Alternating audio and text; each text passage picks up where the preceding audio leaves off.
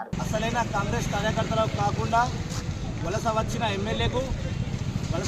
MLA అనుచరులకు ఈరోజు ఇందిరమ్మ కమిటీలో చోటు కల్పించడం జరిగింది.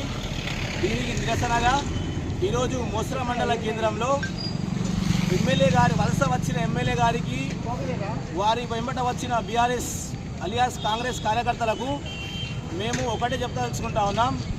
ఈరోజు 10 సంవత్సరాల నుంచి పార్టీ అధికారంలో లేనప్పుడు, పార్టీ జెండా ఎవరు మోయలేనప్పుడు నిజమైన కాంగ్రెస్ కార్యకర్తలు ఎవరైతే ఉన్నారో వాళ్ళకి కాకుండా ఈరోజు బీఆర్ఎస్ కార్యకర్తలకు, బీఆర్ఎస్ నాయకులకు ఈరోజు ఇందిరమ్మ కమిటీలో చోటు కల్పించడం జరిగింది. ఇది ఎంతవరకు న్యాయమని సందర్భంగా తెలియజేస్తూ ఉన్నాం. ఇది ఎంతవరకు కరెక్ట్ అని మేము అడుగుతూ ఉన్నాం. ఇవాళ కాంగ్రెస్ పార్టీ ఈ జెండా నీడను నిలబడని నాయకులకు ఇందిరమ్మ కమిటీలో చోటు కల్పించారు.